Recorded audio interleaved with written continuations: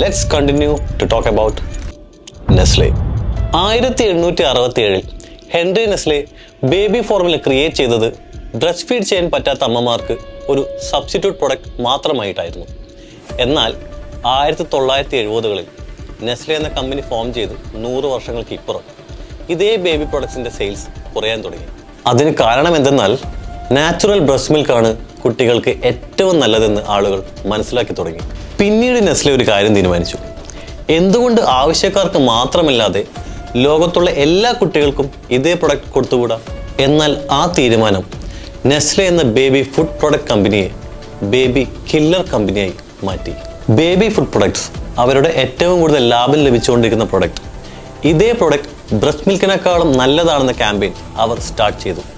And it was A nasty game. എല്ലാ അമ്മമാരെയും Nestle products അവരുടെ കുട്ടികൾക്ക് അത്യാവശ്യമാണെന്ന് തെറ്റിദ്ധരിപ്പിക്കാൻ തുടങ്ങി. അമ്മമാർ ഇത് വിശ്വസിക്കണമെങ്കിൽ ഡോക്ടർമാർ തന്നെ പറയണമായിരുന്നു.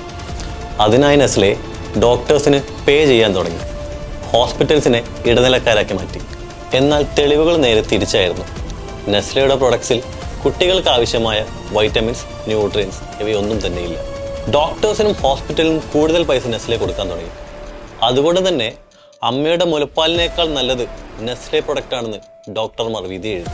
ഇങ്ങനെ കൂടുതൽ അമ്മമാർ കുഞ്ഞുങ്ങൾക്ക് ബ്രസ്റ്റ് ഫീഡിംഗ് നിർത്തി നെസ്ലെ മിൽക്ക് കൊടുക്കാൻ ആരംഭിച്ചു. ആഫ്രിക്കയിലും ഏഷ്യയിലും ഫേക്ക് നേഴ്സായും ഡോക്ടേഴ്സായും വീടുകളിൽ നേരിട്ടെത്തി നെസ്ലെ മിൽക്ക് അവർ സെയിൽ ചെയ്തു. ഈ ഫേക്ക് നേഴ്സായും ഡോക്ടറായും വീട്ടിലെത്തുന്നവർ കുട്ടികൾക്ക് മാത്രമല്ല അമ്മമാർക്കും ചില മരുന്നുകൾ കൊടുക്കുന്നുണ്ടായിരുന്നു. ഈ മരുന്നിന്റെ സൈഡ് എഫക്റ്റ് കാരണം അമ്മമാർക്ക് മുലയൂട്ടാൻ പറ്റാതെയായി. അങ്ങനെ നെസ്ലെയുടെ സെയിൽ വീണ്ടും വർദ്ധിച്ചു. എന്നാൽ വേണ്ട വിധം പോഷകാഹാരം കിട്ടാത്തതുകൊണ്ടും നെസ്ലെ പ്രൊഡക്റ്റിലെ ഷുഗറിൻ്റെ അളവ് കൂടിയതുകൊണ്ടും നിരവധി കുട്ടികൾക്ക് ജീവൻ നഷ്ടപ്പെട്ടു. അങ്ങനെ ഒരു വർഷം 2 ലക്ഷത്തോളം കുട്ടികളാണ് മരിച്ചത്. കണക്കുകൾ പ്രകാരം 1960 മുതൽ 2015 വരെ 11 കോടിയോളം കുട്ടികളാണ് നെസ്ലെ കാരണം കൊല്ലപ്പെട്ടത്. അതുമാത്രമല്ല, ആഫ്രിക്കൻ ദ്വീപുകളിൽ നെസ്ലെ അടിമകളാക്കി പണിയെടുപ്പിക്കുന്ന 1000 കുട്ടികൾ വേറെയുമുണ്ട്. പാകിസ്ഥാനിലെ തടാകങ്ങൾ വറ്റിച്ചും അവർ കോടികൾ സമ്പാദിക്കുന്നു. അങ്ങനെ നീളുന്നു വേൾഡ് ബിഗ്ഗസ്റ്റ് ബ്രാൻഡിൻ്റെ ബിഗ്ഗസ്റ്റ് ബിസിനസ് സ്റ്റോറി.